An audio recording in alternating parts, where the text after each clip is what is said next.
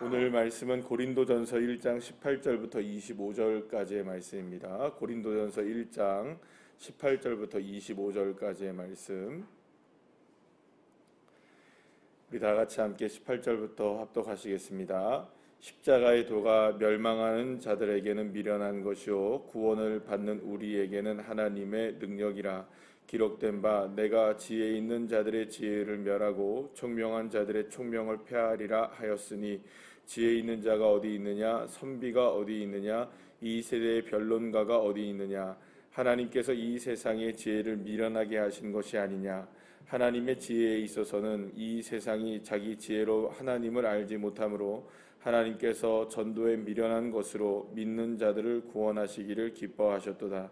유대인은 표적을 구하고 헬라인은 지혜를 찾으나 우리는 십자가에 못 박힌 그리스도를 전하니 유대인에게는 거리는 것이요 이방인에게는 미련한 것이로되 오직 부르심을 받은 자들에게는 유대인이나 헬라인이나 그리스도는 하나님의 능력이요 하나님의 지혜니라. 하나님의 어리석음이 사람보다 지혜롭고 하나님의 약하심이 사람보다 강하니라. 아멘. 할렐루야.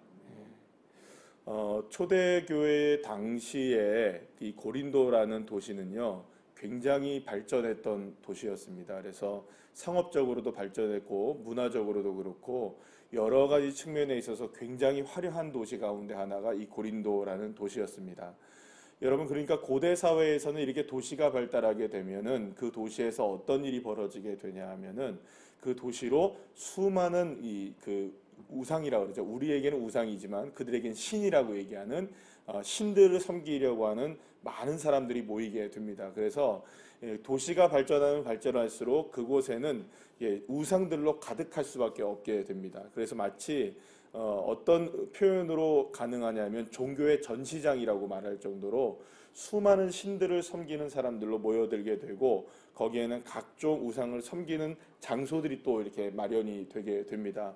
그래서 이 사도 바울도 지금 이 고린도 교회가 당하고 있는 여러 가지 어려움 가운데 하나가 바로 이러한 외적으로 이 종교 정시장과 같은 이러한 그 우상을 섬기는 수많은 사람들이 모여있는 이 도시 가운데에서 누구를 섬겨야 하는 겁니까? 고린도 교회가 예수님을 섬기고 하나님을 믿어야 되는 그런 가운데 있었단 말이에요. 그러면 그들이 생각했을 때에는 어떤 의미로 그 하나님을 섬기려고 하나님을 어떤 의미로 받아들이겠습니까? 예수님도 많은 신들 가운데 그저 그냥 하나의 신 정도만 이렇게 생각을 하고, 그러나 여러분, 우리가 믿는 하나님은 어떤 하나님이십니까? 유일하신 하나님, 모든 우상들의 그 모든 것들과 비교할 수 없으신 하나님이시잖아요. 그러니까 이런 하나님을 믿는다는 것이 자칫 주변의 사람들에게, 그러니까 고린도 교회 성도들에게 어떤 의미로 다가올 수 있냐면, 너 하나님 믿냐? 너 예수님 믿냐? 아, 그러면 너도 무슨 신 하나 믿는구나, 이 정도로 그냥 알게 되는 그런 경향들이 있게 되고, 그렇다 보면 여러분, 그래, 내가 지금 하나님을 믿고 교회를 다니면서 하나님을 믿고 예수님을 믿는다는 것이 다른 사람들이 믿었던 그런 종교의 습관처럼 될 수 있겠죠. 그러니까는 그들이 믿는 신들처럼 그냥 사실은 이 교회라는 것이 그 당시에는 영향력이 그렇게 크지 않은 상황이었잖아요. 성도들도 사실은 다른 종교의 모습들보다는 현저하게 작은 공동체에 불과했거든요. 그러니까 영향력이라는 게 많지가 않았을 것이거든요. 그러니까 신흥 종교로서 이렇게 부흥하고 커지긴 하고 있었지만은 나름대로는 영향력을 미치기에는 어려운 점들이 많았을 거라는 겁니다. 그래서 사실은 이후에는 나중에 이제 고린도 교회를 비롯한 많은 교회들이 이런 박해를 받기도 하고 어려움을 겪기도 하게 되는 것을 여러분들 보게 되는데요.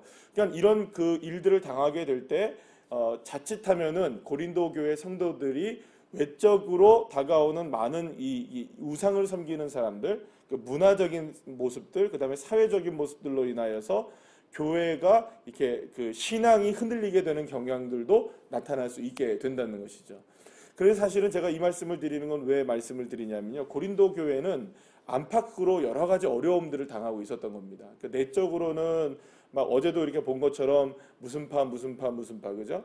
뭐 내가 뭐 바울파냐, 뭐 게바파냐, 아볼로파냐, 그리스도냐, 뭐 이런 식으로 당파 싸움이 막 일어나기도 했고요. 이렇게 당을 짓는 일들이 일어나기도 했고, 좀 이따가 이후에 어떤 일들이 또 벌어지게 되냐 하면은 뭐 은사를 가지고 또 서로가 다툰다든지, 남녀가 다툰다든지, 뭐 이런 식으로 뭐 여러 가지의 그 안쪽 그 교회 안에서는 여러 가지 모습들로 서로 간에 이렇게 다툼들이 많이 일어났었어요. 그러나 그런 부분뿐만 아니라 외적으로도 보면 여러 가지 어려운 일들이 있었다는 겁니다. 신앙생활하는 그 자체가 그렇게 쉽지 않은 상황에서 교회를 나오고 있었다는 겁니다. 그러니까 여러분, 고린도라는 도시에서 신앙생활을 하는 것은 여러분 굉장히 힘든 상황 가운데 지금 놓여져 있었다는 것을 의미할 수 있다는 겁니다. 그러니까 보이든 보이지 않든 위험에 노출되어 있었고, 여러 가지 문제들로 인하여 고린도 교회 성도들이 굉장히 힘겨운 상황 가운데서 신앙생활을 하고 있었다는 겁니다. 자, 그러면 사도 바울이 지금 고린도 교회의 소식을 이렇게 듣게 되면서 고린도 교회가 지금 이렇게 되면 안 되는데 그러면 어떻게 해야 이 고린도 교회 성도들이 건강한 신앙생활을 할 수 있을까를 생각을 하면서 사도 바울이 처방은 뭐냐? 그러면 도대체 사도 바울은 이 고린도 교회 성도들이 어떻게 이 신앙을 가져야 되고 어떤 기준을 가지고 있어야 되느냐라는 것을 접근해 나갈 때 사도 바울은 이렇게 접근하는 방식을 개별적인 문제들로 접근해 가지 않습니다. 그러니까 말하자면 뭐 이거는 이것 문제이기 때문에 이거는 또 이렇게 처리하고, 저거는 저거 문제이기 때문에 또 저렇게 처리하자, 이렇게 이야기하는 방식이 아닌 겁니다. 물론 어떤 문제에 대해서는 이렇게 그 부분은 이렇게 처리해야 된다, 저런 부분은 저렇게 처리해야 된다라는 것을 분명히 이야기는 합니다만, 먼저 전제를 세우기를 원했다는 거예요. 다시 말하면 무슨 말이냐면 중심을 세우고 기준을 세우고 정체성을 세우기를 원했다는 겁니다. 그러니까 모든 문제의 근원이 되는 그것 하나를 지켜내면 이것으로 인하여서 모든 문제들을 다 이겨낼 수 있다라고 생각을 했던 거죠. 그러니까 그거는 정체성의 문제이기도 하고 기준의 문제이기도 하고 신앙의 근본과 같은 문제이기도 했던 겁니다. 그러니까 중심을 잘 붙잡고 있으면 안팎으로 여러 가지 어려운 일들이 다가와도 쓰러지지 않는다는 거예요. 그러니까 내적으로 여러 가지 분쟁들이 있을 수 있고 문제가 많을 수도 있고 외적으로 많은 공격들이 다가올 수 있지만 결코 이 한 가지만 우리가 붙잡는다면, 이것이 온전하게 견고해진다면 이 견고함을 붙잡음으로 인하여서 안팎으로 다가오는 많은 문제들도 넉넉하게 이길 수 있게 된다고 이 사도 바울은 강조하고 있는 겁니다. 그렇다면 도대체 사도 바울이 강조하고 있는 가장 중심적인 신앙이란 무엇일까? 그게 한마디로 말하면 어제도 그렇고 오늘도 그렇고 계속해서 말씀드리는 건데 우리 함께 따라해 봅시다. 예수님의 십자가 복음. 예수님의 십자가 복음을 붙잡으라는 것입니다. 자, 그렇다면 여러분, 십자가를 우리가 한번 생각을 해보죠. 오늘 그래서 이 십자가가 무엇이냐에 대한 부분을 사도 바울이 설명하고 있는 것이라고 볼 수가 있어요. 자, 그러면 여러분, 십자가는 무엇일까요? 우리는 왜 십자가를 그토록 중요하게 여기는 것일까요? 그 예수님께서 그곳에서 달려 죽으셨기 때문이죠. 그러니까 다시 말하면 십자가 자체가 어떤 능력이 있는 게 아니라 십자가를 통하여서 하나님이 예수님을 통해 드러냈던 그 능력, 그것이 중요한 것입니다. 그러니까 십자가 자체, 그 모양, 뭐 십자가 어떤 그 상징성, 그런 것이 중요한 것이 아니라 십자가를 통해서 하나님이 하신 일이 무엇인가, 십자가를 통해서 예수님이 하신 일이 무엇인가, 이것이 중요하다는 겁니다. 그래서 십자가를 기억하고 십자가를 붙들라고 하는 것은 그냥 단순하게, 여러분 죄송합니다, 그냥 표현을 이렇게 할게요.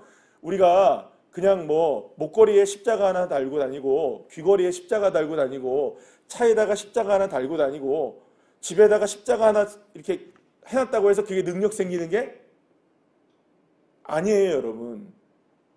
여러분, 교회들마다 보면은 이 강대상에 십자가 세워져 있는 교회 있죠. 많습니다. 근데 여러분, 우리 교단에서는요, 십자가 하지 말래요. 강대상에다가. 이게 십자가가 뭐가 되니까?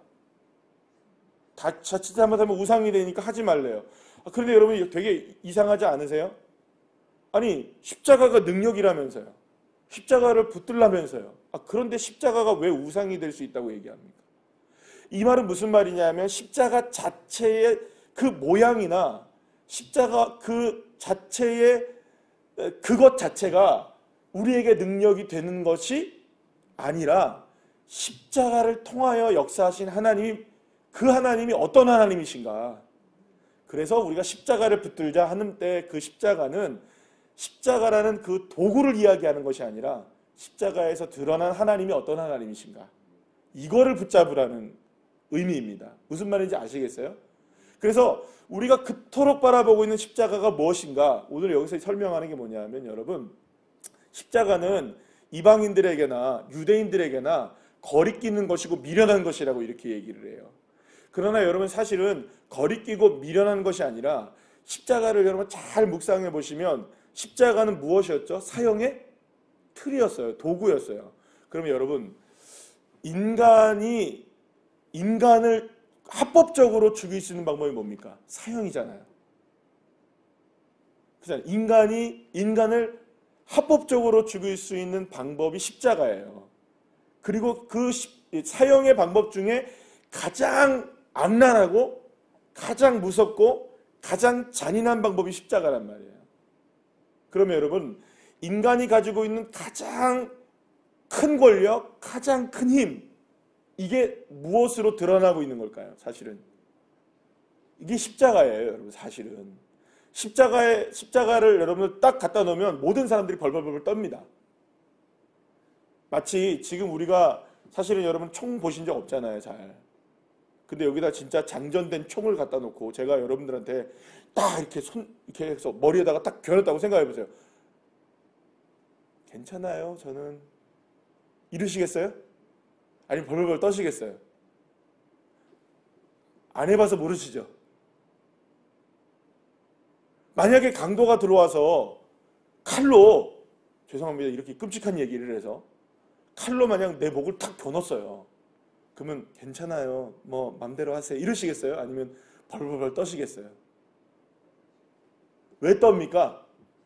그게 내 목숨을 끊을 수 있다는 것 때문에 무서운 거예요. 그러면 내가 아무리 힘이 많고 내가 아무리 돈이 많고 내가 아무리 권력이 높고 아무리 능력이 많아도 그때에는 무엇에 무릎을 꿇을 수밖에 없는 겁니까? 칼과 총에 우리가 굴복할 수밖에 없잖아요. 그러면 이 말은 무슨 말입니까? 칼의 권력, 총의 권력이라는 것은 인간의 그 어떤 능력과 권력과 그 힘보다 더 강하다는 겁니다. 이해가 되시죠? 그러니까 여러분, 십자가라는 건 어떤 의미를 갖고 있냐면 실제로 십자가라는 것은 인간 사회에서, 세상에서 어떤 의미를 갖고 있겠어요? 가장 강력한 힘을 발휘하는 게 십자가의 능력이었다는 거예요. 사람들이 사실은 미련하다, 그것을 갖다가 뭐 거리끼는 것이다 이렇게 얘기하지만 실제적으로는 십자가를 앞세워 사람들은 사람을 짓밟고 사람을 죽이고 사람을 얼마든지 합법적으로 굴복시킬 수 있는 게 무엇이었습니까? 십자가라는 거예요. 그러면 십자가의 상징성은 뭘까? 인간의 최고의 힘을 나타내는 것이라고 볼 수 있다는 거예요. 그래서 예수님이 거기에 못 박혀 죽으신 거잖아요. 마치 사람이, 여러분, 사탄이 생각할 때는, 마귀가 생각할 때는 인간의 가장 악랄한 그 권력의 도구였던 십자가를 통해서 누구를 굴복시킨 겁니까? 하나님의 아들이신 예수를 굴복시킨 거잖아요. 그러니 사탄이 이겼습니까? 졌습니까? 십자가만 보자면. 십자가만 보자면. 이겼죠. 사탄이 이긴 거죠. 세상이 이긴 거죠. 사람들이 이긴 거죠. 그러면 여러분, 하나님의 아들마저, 예수 그리스도마저, 메시아마저 십자가에 굴복시켰으니 그들이 볼 때에는 십자가는 능력 아닙니까? 권력 아니에요? 세상의 인간의 모든 것들을 집약시켜서 하나님의 아들을 죽였잖아요. 그러면 여러분, 세상에서 가장 큰 힘이 뭐예요, 여러분? 그것만 보자면 십자가죠. 그런데 놀라운 일이 벌어졌습니다. 하나님은 그 십자가에서 죽지 않으시고, 하나님은 그 십자가에 굴복당하지 않으시고, 하나님의 아들이신 예수님은 십자가에서 다시 살아나십니다. 여러분, 그러면 이건 뭘 의미합니까?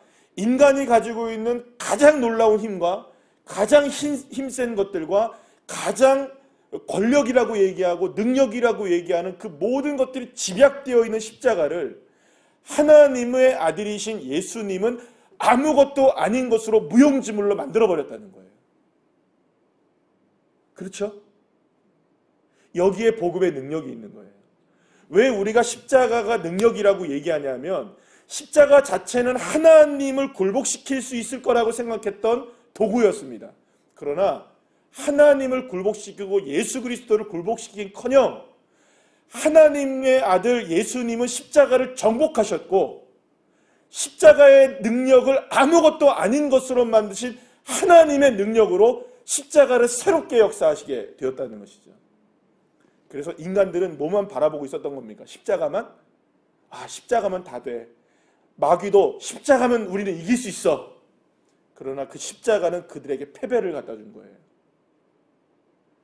십자가는 오히려 하나님을 믿는 사람들, 예수님을 믿는 사람들에게는 정말로 억울하게 당하는, 그리고 모든 것들이 패배가 될 수밖에 없고 모든 것들을 진멸시킬 수밖에 없고 우리를 굴복시킬 수밖에 없는 세상의 힘처럼 다가왔지만 거기에 하나님의 능력이 역사하시자 세상의 권력도 힘도 아무것도 아니고 지혜도 아무것도 아니고 능력도 아무것도 아닌 것으로 만들어버린 게 누구셨습니까? 예수 그리스도였다는 거죠. 그래서 오늘 본문에 여러분 마지막 말씀에 뭐라고 얘기하냐면 하나님의 어리석음이 사람보다 지혜롭고 하나님의 약하심이 사람보다 강하다. 사람의 모든 지혜와 사람의 모든 강함이 가장 집약적으로 드러났던 그 십자가마저도 하나님의 가장 연약한 것이라고 생각했던 것, 가장 부족한 것이라고 생각했던 그 힘으로 굴복시키셨다는 거예요. 그래서 우리가 십자가를 믿는다고 했을 때 그 십자가는요, 세상의 십자가가 아닙니다. 하나님의 십자가, 예수 그리스도의 십자가이신 거죠. 특별히 예수님이 지신 십자가를 우리가 믿는 겁니다. 그래서 십자가의 개념이 완전히 어떻게 된 겁니까? 달라진 겁니다. 달라진 것.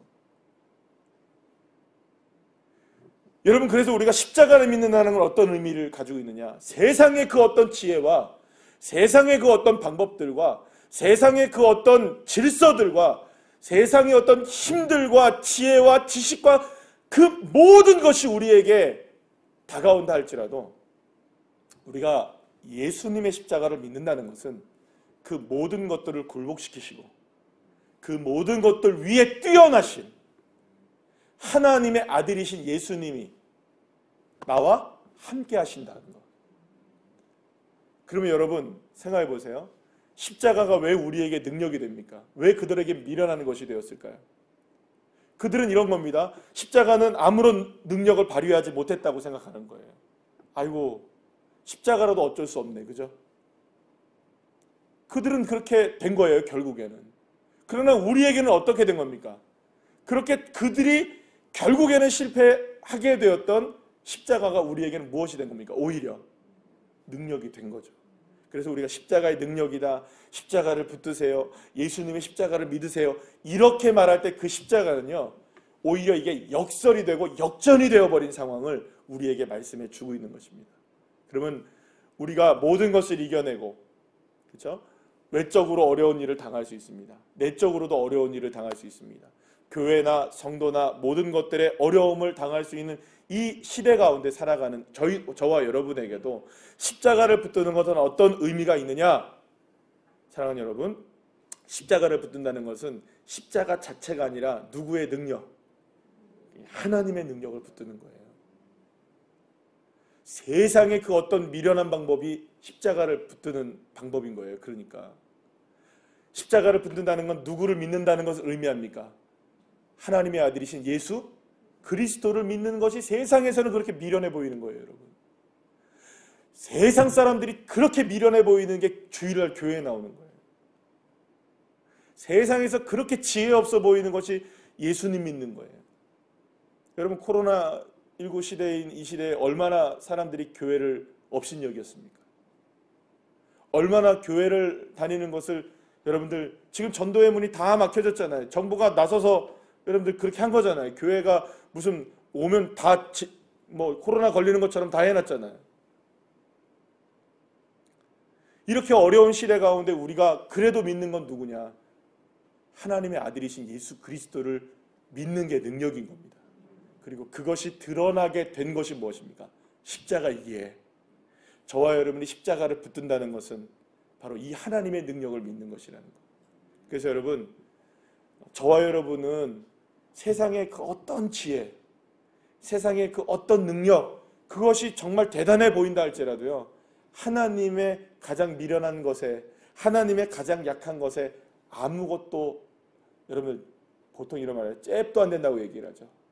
상대도 안 되는. 그러니까 저와 여러분이 꼭 붙들어야 되는 건 뭡니까? 하나님의 아들이신 예수 그리스도를 붙드는 믿음. 이거에 견고하게 우리가 세워져 있다면 여러분이 두려워할 게 없는 거예요.